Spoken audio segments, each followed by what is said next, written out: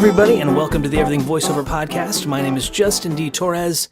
The Everything Voiceover Podcast is brought to you by the Voice Realm, where only professional voice actors are listed. Thank you guys so much for listening. We're coming to the end of 2017, and for this episode of the Everything Voiceover Podcast, I wanted to talk about New Year's resolutions when it comes to voiceover.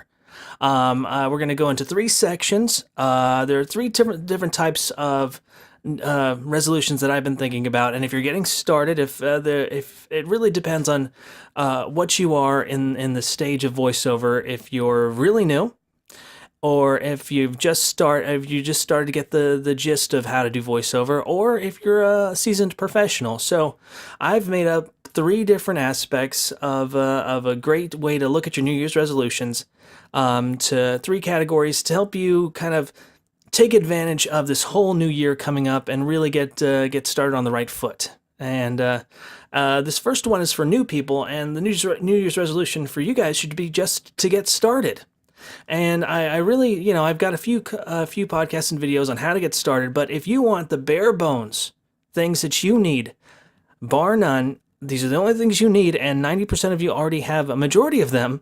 All you need is a computer, internet, microphone. If you have an XLR, you need a preamp. If you have a USB, you do not need a preamp, editing software, and headphones. And maybe some way to get work, whether it be a pay-to-play site or a free site or, some way of getting marketing out there. So that's all you need. Those are the only things you need. And now if you want to add on to it, the possible needs in the future and things that you may need as time goes on would be maybe soundproofing, but you could always use towels and blankets. You could need a mic stand, or you could get a mic with a built-in mic stand, like this trusty blue Yeti microphone that I have right now that has its own mic stand, so it's perfectly fine. And you could also need a tablet, so you can read all of your stuff on for voiceover on the audition. But if you don't want to do that, you could set your mic near the computer, and though it is a little noisy, you're just starting out, so don't try and get you won't want to get $1 million studio until you know that you're actually working on it and that you're going to have a good time being a voiceover artist, because that's the big thing. You are taking on a huge task. Might as well start low, start cheap, get started, see where it gets you, and see if you really want to do it. And there's no shame in not doing it. You can always return a microphone within a month. You can always just sell off a microphone for the amount of money that it is. Most editing software, if you're talking Audacity, is free. And headphones, you can always use headphones for other stuff. And I don't think, and most people who already have a computer out there probably have a computer that's usable when it comes to voiceover. So that's, and then maybe for your getting started voiceover resolution, you might want to learn different things. Now, just buying this stuff is one thing.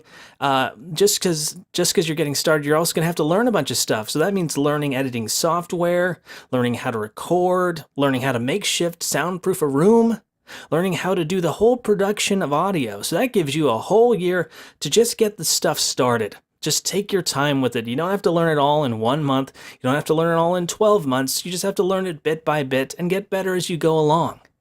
I'd recommend getting the bare bones, having the bare bones stuff available. Just trying your hand at some editing software. You don't even have to do it for voiceover. You could try and sing or something like that, or try and put your voice over a karaoke track.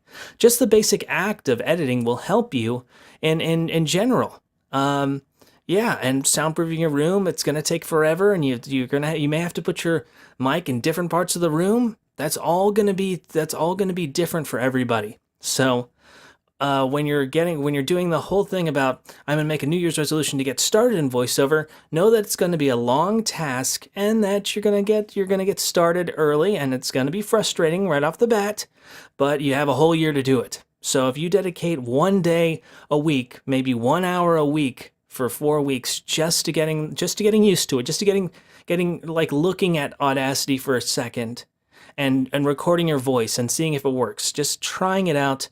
Believe me, it'll do wonders, because, this is hard, and people give up all the time in voiceover, and it's the people who stick around and just keep at it and get through all the crap that they're the ones that make the money, and they're the ones that are still around.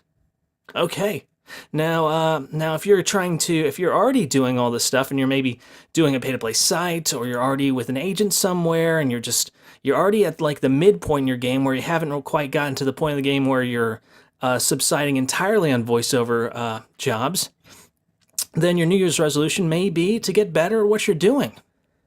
If you're doing well on pay-to-play sites, add another one to the list. Use if you're using voices.com, use VoiceRealm or use Voice123. Or, put your money into a marketing campaign or a website. Create your own demo. Try and find all the stuff that you've done and put it together into a great little demo. You can start using tactics to make your current clients into repeat clients. If you go back in a couple podcasts ago, I did a whole podcast based on how to turn clients into repeat clients. And it's a matter of customer service and speed and a whole bunch of other things. Be sure to check it out. Check out the other episode of the Everything Voiceover Podcast to see how you turned current clients into repeat clients, because that's the forgotten art in a majority of voiceover actors nowadays. They just don't take care of clients the way they used to, because guess what? Especially if you're doing pay-to-play sites, we are our own agents. We are our own middleman. So how we act and sometimes you don't know who the actual client is. So you have to kind of figure it out, kind of finesse your way around it. Another way to get better at what you're doing, if you're already doing well, is to upgrade your tech. A new microphone sounds completely different, so I'd say get a microphone, test it out for a week, return it if it doesn't sound too good, and give it a shot. Go for if you're doing very well, really upgrade your microphone to the next level, because if you're already doing well, an upgrade in technology will make the difference between a person who you can tell they're kind of in a semi-professional studio versus someone who's in a professional studio. You may want to upgrade your computer, make it faster. I'm recently got a really nice computer, but it didn't have an SSD drive, and so for Christmas I ended up getting a SSD drive that I have to kind of move everything onto the computer again, but I know for a fact it will take a ton less time, and I'll be able to boot up and start up all applications very quickly and render very quickly, and it'll save me time in the long run, and it'll make it a little bit more fun for me. If you are editing on Audacity, why don't you try out Reaper? Learn a more complicated editing software, because there's aspects to that editing software that will definitely make things so much more efficient for you. When I was doing work with Sony Vegas Video and Audacity, I had to name every file and render every file and save it every time. Whereas in Reaper, I can name every file as I go along, and then when I render, I can render it out in a batch and render only the regions, and then we'll put the region name onto the files so that I don't have to render every time. At the end, I just render a big old batch. I believe that's called batch rendering, and that saves me so much time. It's huge. So you may want to learn that. You'll increase your efficiency. Maybe buy a different peripheral. If you go to everythingvoiceover.com and check out our articles, we talk about peripherals there as well. Maybe get an orb weaver or a side peripheral to try and speed up your workflow. Do a macro so that you don't have to use your mouse to click reply every time you go on to an audition. These are all things that really help, and you should definitely give it a shot. Or, if you got a little bit extra money, take a class. Get coaching, an in-person coaching session. I'm not trustworthy of online Skype coaching. I don't think it works in the same way. And also, if you're going to spend that much money on coaching, you want to have the people in front of you so they can see you and interact with you. Because I recommend that if you're going to get coaching, you should get coached by a casting director of some sort. So they'll be able to coach you and be able to see you and also be able to hire you and be able to call you in for auditions. So you'll get used to auditioning in front of this person in particular. You're not going to do an audition over Skype. Save up and go to New York City or go to LA and train with some of the best people out here. Or if someone who's really awesome comes to your town, whether it be like Pat Fraley doing an audiobook conference, come on in, save up your money and go out there and meet the guy. This might be a great time to say that the Everything Voiceover Podcast is brought to you by the Voice Realm, where only professional voice actors are listed. Now, if you're a professional voice actor, like Voice Realm has, you might want the need for taking a class in coaching might be not on your list, but you'll really want to try and extend your reach. If you're already a professional, you want to try and get your professional stuff out there. That's the hardest part. You could be doing gold and mining gold and doing great work, and nobody knows about it except for the people you work with and the clients there. You want to try and get that out there. The ways you can do that is go to a conference. Unfortunately, if you go to a conference, you got to put out business cards. You got to get a website. You got to get your demos. You have to have some sort of plan of attack. You have to, and then after you've got all this stuff that you want to do, you got to get out there and have a good time and kind of forget about it and just have it in your back pocket. Just start meeting people and saying hello. Go to a conference. Another way to extend your reach might be to cold call companies that might be in need of voice talent. I've heard of a voiceover artist calling up a company and saying, I could redo your voicemail, and then giving them an audition for it, and then they didn't hire them for that one, but they did hire them for something else. So I'm not recommending to give out free work or free auditions, but if it worked for him, who's to say it won't work for you? And I won't say it won't work for me either, but it's something I wouldn't do. But I do not negate the fact that it happened. So, go for it. Cold call the companies. Have someone call them and say, this is my voiceover company and we were looking forward to working with you, or maybe being able to audition for your company. Is there any way to do that? And that might get you a client that you never thought you had. And this, believe me, we are voiceover actors, but we are not cold callers. We are not market men. And sometimes you see the marketing on the voiceover stuff, and most of the marketing you see is for people trying to sell fellow voice actors, information on how to do their stuff. Whereas, no one's trying to tell you how to market or how to get the sought after clients. Most of them are trying to get you to pay money. So, cold calling might be something that might work for you. Or you could start finding an agency that will represent you, whether it be through a pay-to-play or through a seminar or a one-on-one, which the last episode was about one-on-ones and seminars with acting and managers. Those are definitely something that you could probably put your money towards and try and extend your reach there. Or find a manager to take you on. Usually those are based in New York City or LA or maybe Atlanta at some point for cartoons as well, since Adult Swim is based out of Atlanta. Just start finding agents as well. Now, if you want to extend your reach even more, start studying your competition. Start looking at the people who sound like you and look at your friends. Ask your friends, who do I sound like when it comes to these voiceover people? And if you see people doing like a commercial, it's like, that kind of sounds like me.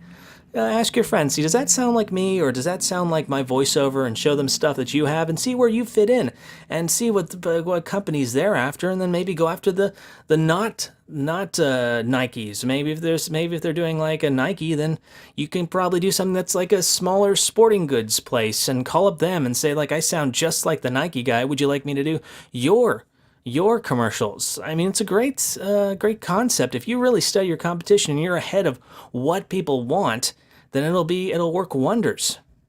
What I like to do is I read a motivational book, and in there they had this strategy that if you do 5% of work to make yourself better and improve in one way every day, it'll compound on itself. 5%. Get 5% better at something every day.